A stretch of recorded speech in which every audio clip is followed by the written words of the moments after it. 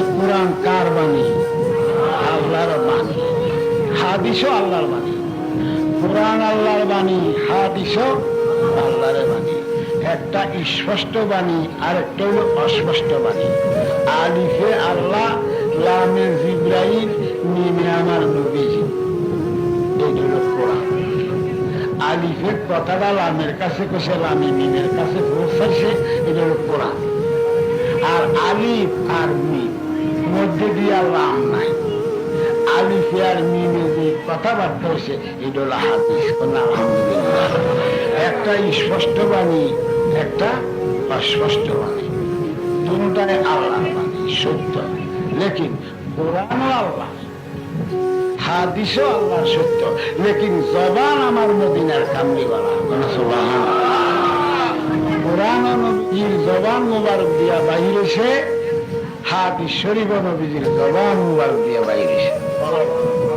তবে এই কোরআনে ৬,৬৬৬ খানা আয়াত, তার মধ্যে শরীয়তে মুহাম্মদীর আয়াত হলো ৫০০, তরিকতে মুহাম্মদীর আয়াত হলো ১৯০০, হাকিকতে মুহাম্মদীর আয়াত হলো ২১০০, মারফতে মুহাম্মদীর আয়াত হলো ২১৬৬। এগুলি হলো ৬,৬৬৬। যারা শরীয়তে মুহাম্মদী মানে, যারা তরিকতে মুহাম্মদী মানে, যারা হাকিকতে মুহাম্মদী মানে, যারা মারফতে মুহাম্মদী মানে, আল্লাহ তারা আমার বান্দা, নবীজিকে তারা আমার উম্মত।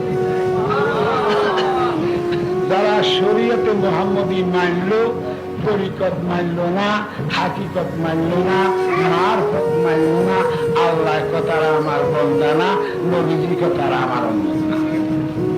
একটা কথা শেষ। এখন যিনি ৬০০ শতাব্দীর মুজাদ্দিদ ছিলেন, উনি শাফি মুজাবের একজন ফকি ছিলেন। আমরা কোন মুজাবের? উনি ছিলেন শাফি মুজাবের একজন ফকি, ৬০০ শতাব্দীর। ওনার নাম ছিল আল্লামা জালালউদ্দিন সুয়ুতি, যিনি ২ লক্ষ হাদিসের হাফেজ ছিলেন। উনি জীবনে ৫০০ কিতাব লিখছে, ২খান তাফসীর লিখছে। একখান যৌতুক ভাবে লিখছে, যেটা গার্মেন্ট ক্লাসে পড়ায়, তাফসীরে যাওয়া নাই। ২জনে ১৫ পারা লিখছে, ১৫ পারা করে ৩০ পারা লিখছে। আর একক ভাবে একখান তাফসীর লিখছে, যেখান বর্তমানে ২২,০০০ টাকার উপরে হাদিয়া তাফসীরে পড়ে মানুষ।